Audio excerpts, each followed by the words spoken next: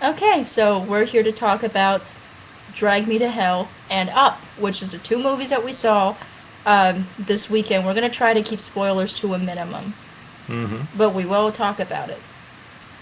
That's right. Okay, I just missed the mark anyway, Well. so I'm going to look weird. And pose, and I forgot. We'll just do it next time around. Yeah. So Yes. anyway. Let's all go to the movies. So I guess we'll start. Should we start with the first one we saw? I guess. We can start with Drag Me to Hell. We'll start with Drag Me to Hell. Start with Drag Me off screen. Yes, Drag Me off screen. So we saw that, and Sam Raimi's return to horror after the Evil Dead trilogy. At first, And I was very offended that it ended up being rated PG-13. I was like, no, Raimi, you're selling out here. You do R-rated horror. But then we heard all the positive buzz about it. Harry from Ain't It Cool loved it, Yeah. and everybody seemed to be saying that this is the best horror movie to come out in years, or something like that, wasn't that? The most entertaining horror, one of the most entertaining horror movies to come out in recent years.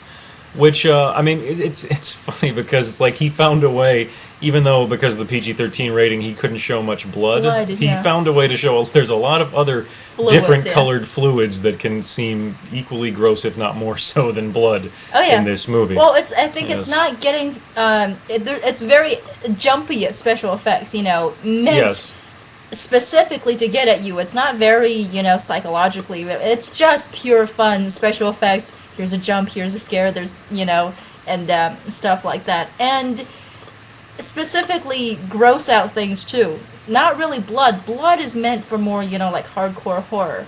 Here, it's just lots of other things that are much grosser than blood, Yes. It's just, it has no, it's just very specific in what it's trying to do, which is to be fun and jumpy scary, Yeah, and effective. I mean, it's a fairly simple story, but how many times have you seen a horror movie that just it's either just everyone in the cast just annoys the heck out of you, or just or something just doesn't seem right, or it doesn't feel that scary, or it just gives you a headache. It's just not very good. Because it's all jumps. It's all just trying to jump you without actually scaring you. And but this one actually, I mean, it was a very streamlined, simple story that was, that Sam Raimi he still obviously knows what he's doing when it comes to giving those scares and getting all that going out there. And but it also made it fun and surprisingly funny. It was, I mean, I guess not too surprisingly, because Sam Raimi, he's the guy that did, Evil Dead 2, invented Splat Stick, as he calls it. So, and kind of in the same vein.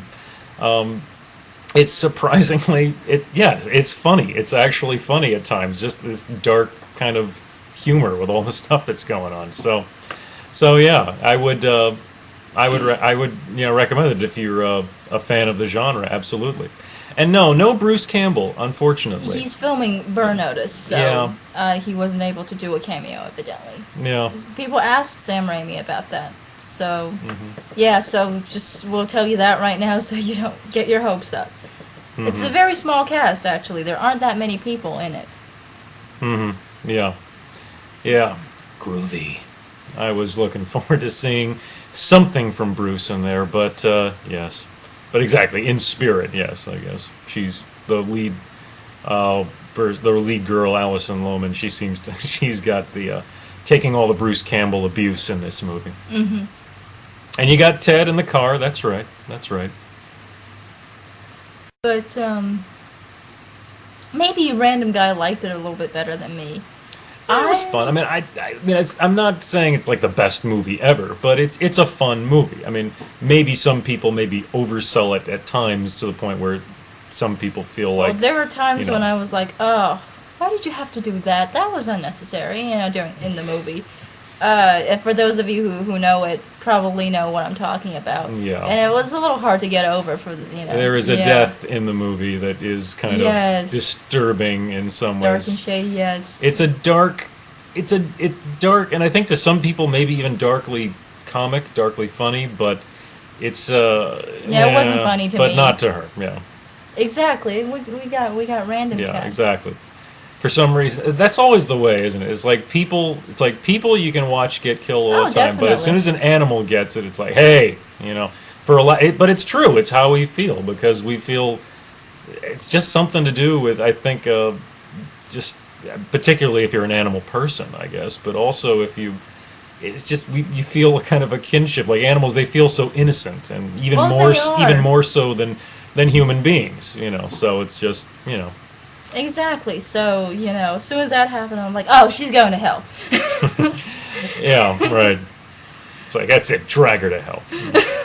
But I was feeling that for her, not anymore. But anyway, so I don't mean to spoil it again, but you know. So that may have, that was a little hard to get over for me, unfortunately. I think I would have enjoyed it a lot more. Yeah, I cried when the dog died in I Am Legend too. Yes. Yeah, I was like, oh, great. I wasn't even that... Everyone was like, just... You took me to see that movie, but and particularly, then I, well, that was particularly because, I mean, the cat in Drag Me to Hell is not nearly as... It's odd to say it, but as developed of a character as the dog is in I Am Legend, because Samantha, he's with him all the time, or she is, and you find out at the end that it's a she. It's his only companion. You know, exactly. I mean, it really hammers it home, like how the connection that anyone would have with their pet, particularly, you know, a guy and his dog. You know, especially, you know, there's plenty of people. I mean, ask Mickey Rourke about that apparently, but it's like, you know, yeah, but yeah.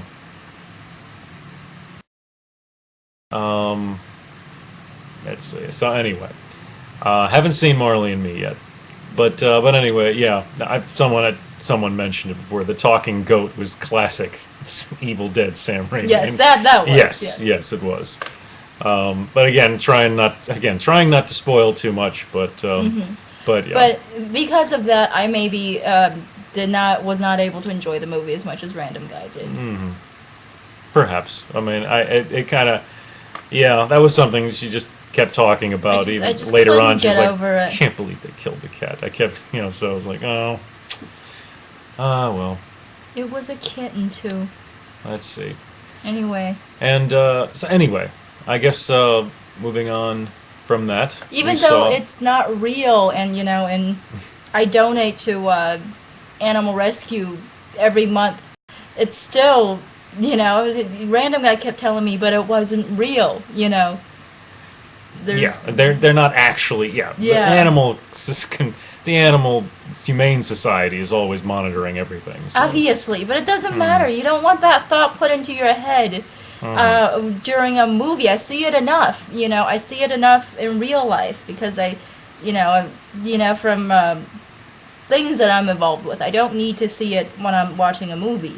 There's enough animal abuse out there, you know.